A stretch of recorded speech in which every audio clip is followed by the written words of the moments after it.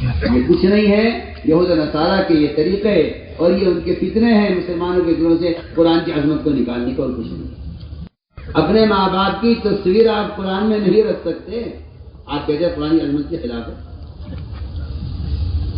اور آپ ان ننگی تصویروں میں قرآن رکھ کے پڑھ رہے ہیں۔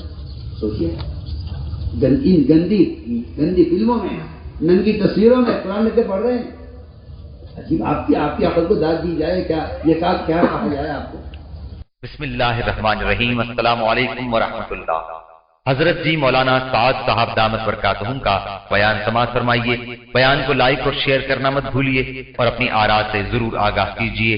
جزاکم اللہ خیر۔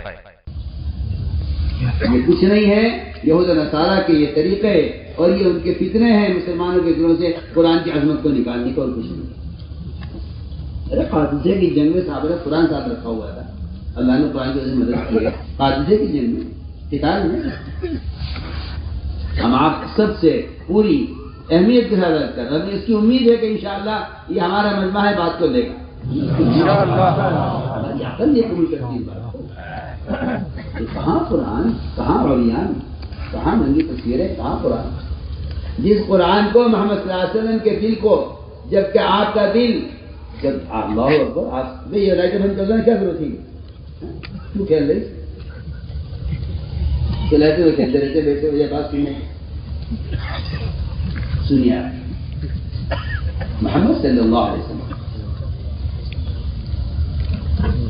اللہ اکبر، اپنے تمام اجداد اور آبا کی پیٹھوں میں آپ منتقل ہوتے ہوئے آئے ہیں، اور آپ صلی اللہ علیہ وسلم شروع سے لے کے آخر تک ایمان والوں کے اور سجدے کرنے والوں کے درمیان سے منتقل ہوتے ہوئے آئے۔ آپ کے نسب میں کئی شرک نہیں، اوپر تک کئی شرک نہیں۔ سوچیے اللہ لکائن قل احد نور عظیم تلال آخر وجوه الساجدین تقلب فیہم قرنا فقرن الى ان جاء خیر المرسلین، کہ آپ کا نور وہ تو منتقل ہوتا رہا ہر زمانے میں، پیٹوں سے پیٹوں میں، پیٹوں سے پیٹوں میں، پیٹوں سے پیٹوں میں لوگوں کی۔ ساجدین یعنی ایمان والوں سے منتقل ہوتے ہوئے آپ آئے، آپ کا قلب بالکل صاف ہے۔ پھر بھی جبرائیل نے آپ کے قلب کو زمزم سے کئی بار دھویا ہے، کئی بار دھویا ہے، تو صاف کیا ہے اس کو قرآن اس میں اتارنے کے لیے۔ آپ سوچیے، آپ عقل سے سوچیے، آپ فتوے چھوڑیے، اپنے دل سے بتوائیے۔ جس محمد صلی اللہ علیہ وسلم کے قلب کو بار بار زمزم سے دھو کر اس میں قرآن اتارا گیا ہے، آپ اس قرآن کو موبائل میں اتار کر کہتے ہیں کہ اس میں کیا حرج ہے؟ سوچیے، سوچیے آپ لوگوں۔ اس لیے ہمیں امید ہے کہ انشاءاللہ اس سے ہم اپنے آپ کو بچائیں۔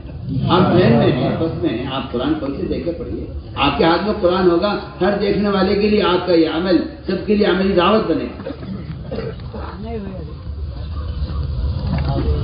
اسے سر سے لگائیے، اسے سیدھے سے لگائیے، اسے کھول کر دیکھ کر پڑھیے۔ کیا ضرورت ہے آپ کو کہ آپ موبائل میں قرآن پڑھیں؟ کیا ضرورت ہے؟ اس طرح ہمیں تمام کرے، اللہ کے راستے میں نکل کر ہمارے ساتھ ایک قاری ہو اور ہمارے ساتھ جو بھی قرآن پڑھا ہوا ہے ان سے ایک آیت سیکھنے کی کوشش کریں، اور یہ بھی نہیں کہ بس 12 سورتیں 7 سورتیں 10 سورتیں پڑھ لی ہے کافی ہو گیا نماز ہو جائے گی، کہ نہیں، پورا قرآن پڑھنے کی کوشش کریں۔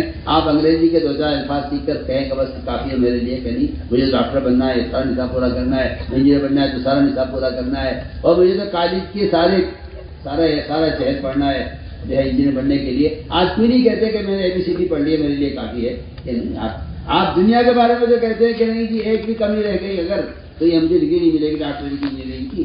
عجیب آدمی ہے کہ آپ 4 سے پڑھ کے سمجھتے ہیں کہ قرآن کافی ہے میرے لیے۔ نہیں، پورا قرآن پڑھنے کی نیت بھی کیجیے، اگر نیت ہی کر لیا آپ نے اور اس کے لیے عمل بھی کیا پھر نیت کافی نہیں ہے، یہ بات یاد رکھو۔ آج کل لوگ اس میں کہ نیت کر لو، بس نیت کر لو، نیت تو وہ معتبر ہے جو عمل کے ساتھ ہے، عمل اور نیت کے درمیان فاصلہ نہیں ہے۔ آپ نماز کی نیت باندھتے ہیں 4 رکعت ظہر، اس کے ساتھ ساتھ آپ کا عمل شروع ہو جاتا ہے۔ فرمایا کہ جو آدمی کوشش کرے گا قرآن سیکھنے کی اور نہیں سیکھ سکا اور مر گیا تو اللہ تعالیٰ اس کو قیامت میں حفاظ کے ساتھ اٹھائے گا۔ یہ فضائل اس کے لیے ہیں جو عمل نہیں کر رہا ہو. ایک آدمی نے نیت کی ہے، عمل کرنا چاہتا تھا، موت آ گئی عمل سے پہلے، تو اللہ تعالیٰ اس کی نیت پر اس کو نواز دیں گے. اس لیے میں نے عرض کیا کہ قرآن کی تلاوت کو خوب اہتمام کریں. اگلی بات یہ ہے کہ اگر ہم ان اعمال کے ذریعے اللہ کا قرب حاصل کر لیں اور اللہ سے اپنے تعلقات درست کر لیں، اس کے احکام، اس کے فرائض کو ادا کر کے، تو پھر اللہ تعالیٰ ہمارے مخلوق کے درمیان کے تعلقات کو درست کر دیں گے. یہ ہے اصول، یہ بنیادی بات ہے.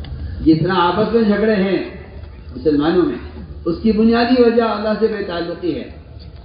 ورنہ جو اللہ سے تعلق رکھتا ہے، وہ جو اللہ سے محبت رکھتا ہے، وہ اللہ کی خلقت سے بھی محبت رکھتا ہے.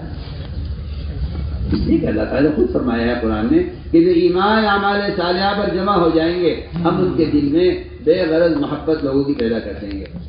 لہ الرحمن بدہ، کہ ان کے دل میں محبت پیدا ہو جائے گی لوگوں کی. اس لیے جو آدمی اپنے اللہ کے درمیان کے حالات کو معاملات درست کر لیتا ہے، اللہ اس کے مخلوق کے درمیان کے معاملات کو درست کر دیتا ہے. اس لیے میرے بزرگ تو ہمیں سب سے زیادہ اہمیت دینی چاہیے، حقوق العباد کی طرف توجہ دینی چاہیے. لیکن میں صاف طور پر کرتا ہوں، شکایت ہے اس بات کی ہمیں کہ لوگوں کو نظر میری تہجد، میرا ذکر، میری تلاوت، میرے 4 مہینے اور میرے مسجد کی آبادی کی محنت اور میرا یہ اور معاملات میں یہ سمجھتا ہے کہ میں اس آدمی سے بہتر ہوں، کیونکہ اس کی نظر اپنی عبادات پر ہے. اور یہ بات یاد رکھیے کہ اگر یہ حقوق مار رہا ہے تو یہ ساری عبادات حق والے لے اڑیں گے آخرت میں. یہ اعمال سے اپنی نیکیوں سے خالی کر دیا جائے گا، حق والے کو گناہ اس پر ڈالے جائیں گے، اس کو جہنم میں ڈال دیا جائے گا. یہ ہوگا وہ عابد جو پہاڑوں کی طرح نیکیوں کا ڈھیر لے کے جائے گا قیامت میں. اس لیے بہت اہم بات ہے کہ معاملات کے بارے میں ساتھیوں کے اندر بہت زیادہ کوتاہی ہے، اور وہ یہ سمجھتے ہیں بلکہ ان کی عبادات کا کمال ان کے حقوق کو معاملات کی وجہ سے حاصل کر دیتا ہے کہ بھئی ہم تو بہت نماز پڑھتے ہیں، ہم تو بہت تلاوت کرتے ہیں، ہم تو تم سے بہت آگے ہیں عمل میں. کہ آپ عمل میں کتنے بھی آگے ہوں، لیکن اگر آپ کے ذمہ بندوں کے حقوق ہیں، اس سے ساتھ سے بات کرتا ہوں کہ اس کام کی وجہ سے اللہ تعالیٰ اگر کسی کو کوئی درجہ دے دے، کوئی مقام دے دے، وہ اس بات کا دھیان رکھے کہ اگر خدا نہ کرے معاملات میں حکم توڑ رہا ہے تو پھر یہ سارا کیا دھرا سب ختم ہو جائے گا. اس لیے کہ اللہ تعالیٰ اپنا حق کے لیے چاہیں گے معاف کر دیں گے، لیکن بندوں کے حقوق کا ادا کرنا بندوں کے ذمہ یہ ایک ایسا بنیادی فریضہ ہے کہ جس وہاں ان حقوق کی جو ادائیگی ہوگی وہ تیری اتنی نیکیوں سے ہوگی، وہاں کوئی کرنسی نہیں تو آیا. اس طرف سے بڑی غفلت ہے ساتھیوں میں کہ وہ دعوت کے تعلق سے اور کام کے تعلق سے قرضے لے لیتے ہیں، ادا نہیں کرتے، اور کہتے ہیں ٹھیک ہے میرا ساتھی ہے تو اپنا ساتھی ہے. معاملات تو اجنبی کی طرح ہونے چاہیے، معاملات اجنبی کی طرح ہونے چاہیے. ساتھیوں کے ساتھ رہو بھائیوں کی طرح، اور معاملات میں کہ میں آپ کو نہیں جانتا، آپ مجھے نہیں جانتا. اس لیے اس بارے میں تو بڑی فکر کی ضرورت ہے سب کو کہ ہمارے ذمہ کسی کا حق باقی نہ رہ جائے، ورنہ یہ ساری نیکیاں حق والے لے اڑیں گے آخرت میں، ہم نیکیوں سے خالی ہو جائیں گے. لیکن سوال اس بات کا ہے کہ معاملات اور حقوق کے ادا کرنے کی استعداد کیسے پیدا ہے؟ یا تو مال کی محبت آدمی سے حق مرواتی ہے، جس کے مال کی محبت ہوگی وہ یتیموں کا حق بھی مار لے گا. فرمایا کہ اس کے لیے بہت آسان راستہ یہ ہے کہ آدمی اللہ کے راستے میں نکل کر اجنبی لوگوں کی خدمت کرے. اجنبی کھانا بنا دیں گے، روٹی ہم بنا لیں گے، جھاڑو ہم لگا لیں گے، بیت الخلا ہم صاف کر لیں گے. میں قسم کھا کر کہہ سکتا ہوں اس تبلیغ میں نکل کر کوئی شخص اپنی سطح سے نیچے اتر کر عوام کی خدمت کر لے اللہ کے لیے، تو اللہ تعالیٰ اس کے دل میں حقوق کے ادا کرنے کا کی استعداد پیدا فرمانے کی بالکل واضح بات ہے. کیونکہ حدیث میں صاف فرمایا ہے کہ اللہ کے راستے میں نکل کر اجنبی لوگوں کی خدمت کرنے سے اخلاق میں بلندی اور اخلاق کے اندر حسن پیدا ہو جاتا ہے. حدیث ہے یا اکثر منظومہ غیر قومی کے حسن خلقت ہے، اکثر اللہ کے راستے میں نکلا کرو اپنی قوم کے علاوہ کے ساتھ. اس سے تمہارے اخلاق اونچے ہو جائیں گے، اچھے ہو جائیں گے، تم قوم باعزت ہو جائیں گے۔ میرے دوستوں بزرگوں، اس راستے میں نکل دو خدمت اللہ اکبر۔ آپ صلی اللہ علیہ وسلم ساتھیوں کے ساتھ ہیں خروج میں، کام تقسیم ہو گئے، فرمایا کہ لکڑی جنگل سے میں چن کر لاؤں۔ آپ نے تو فرمایا بعض موقعوں پر کہ جس اجر کی تمہیں ضرورت ہے مجھے بھی اس اجر کی ضرورت ہے۔ میں ایسا نہیں ہوں کہ میں اس میں صرف اجر کے وعدے بتانے کے لیے ہوں کہ میں تو بنا ہوا ہوں، نعوذ باللہ، اس میں کوئی شک نہیں ہے کہ آپ سے زیادہ اکمل اخلاق میں اور عبادات میں کوئی نہیں ہے، لیکن آپ صلی اللہ علیہ وسلم خود ایک عام صحابی کی طرح اپنے آپ کو اجر کا محتاج بنا کر پیش کر رہے ہیں، اور فرمایا ایک اس میں ضرورت ہے، نہیں اس کی ضرورت ہے۔ اس میں بھی تعمیر ہو رہی تھی، ایک پتھر آپ نے اٹھایا، وہ آپ سے اٹھا نہیں، پھر آپ نے زور لگایا، نہیں اٹھا، آپ نے پیٹ کا سہارا لیا اس کو کھینچ کر اٹھانے کے لیے۔ صحابی نے کہا کہ آپ سے نہیں اٹھ رہا ہے پتھر، آپ اس کو چھوڑ دیجیے، یہ میں اٹھا لوں گا، آپ نے چھوٹا والا اٹھا لیجیے۔ فرمایا کہ جس اجر کی تمہیں ضرورت ہے مجھے بھی اس اجر کی ضرورت ہے۔ اس طرح حضور اکرم صلی اللہ علیہ وسلم صحابہ کے ساتھ اللہ کے راستے میں نکل کر اس طرح آپ کو عام لوگوں کی طرف اپنے آپ کو پیش کر دیا کرتے تھے ایک عام۔ اس لیے ہم کہتے ہیں کہ جماعت میں نکل کر اجنبی لوگوں کی خدمت، اس لیے کہ میں صاف طور سے کہتا ہوں کہ امت طبقات میں بٹی ہے، یہ کالے ہیں، یہ گورے ہیں، یہ اس خاندان کے ہیں، یہ نیچے خاندان کے ہیں، اونچے خاندان کے ہیں، یہ مالدار ہیں، یہ غریب ہیں، یہ اس ملک کے ہیں، وہ اس ملک کے ہیں۔ اس کام کا بنیادی مقصد امت کے درمیان کے طبقاتی فرق کو ختم کرنا۔ اگر یہ طبقاتی فرق ختم نہیں ہوتا تو باوجود عبادات کے، ذکر و تلاوت کے، آپس کی خریدیاں ختم نہیں ہوتی۔ امت بنائے، امت بنانے کا مطلب یہ تھا کہ امت کے درمیان میں جو طبقاتی فرق ہے وہ ختم کیا جائے۔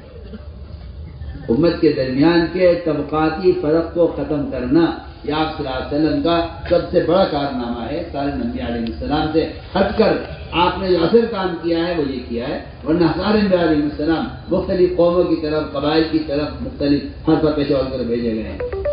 آپ صلی اللہ علیہ وسلم کی بعثت سارے انبیاء علیہ السلام سے مختلف ہے۔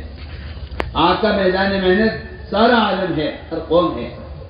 اس لیے آپ غور کریں گے، ہم تو اللہ معاف کرے ہمیں، ہم تو سمجھتے ہیں یہ ہمارے شعرا میں کیوں آ گیا، یہ تو ہمارے صوبے کا نہیں ہے، یہ ہمارے ساتھ کیوں آ گیا، تو ہمارے حلقے کا نہیں ہے۔ عجیب طرح کی تقسیم ہے، عجیب طرح کی تقسیم ہے، میں سب سے کہہ رہا ہوں۔ اس تقسیم کا مزاج بنا ہوا ہے کہ آپ تو ہمارے حلقے کے نہیں ہیں، آپ یہاں کیوں؟ آپ سے کیا مجھے شرم آتی ہے کہتے ہوئے؟ حلقے تقسیم کر کے ایک دوسرے کا تعاون چھوڑ دینا یا ایک دوسرے کو اپنے حلقے میں آنے سے روک دینا ہے مزاج ہے لوگوں کا۔ میں تو کوئی نہ کوئی تہمت لگا رہا ہوں، نہ میں کوئی نئی بات کر رہا ہوں، میں تو دیکھ رہا ہوں، بات کر رہا ہوں۔ مجھ سے شکایت کی ایک صاحب نے کہ یہ ہمارے حلقے میں آ گئے، تو میں نے کہا دیکھو یہ میرے محلے میں کیوں آ گیا، یہ مزاج مسلمان کا نہیں ہے، یہ مزاج کتے کا ہے، مزاج کتے کا نہیں۔ آپ دیکھیں گاؤں میں، دیہاتوں میں، شہروں میں بھی آ جائیے، گلیوں میں کتوں کے ایریے تقسیم ہوتے ہیں، ان کی گلیاں تقسیم ہوتی ہیں، ان کے محلے تقسیم ہوتے ہیں۔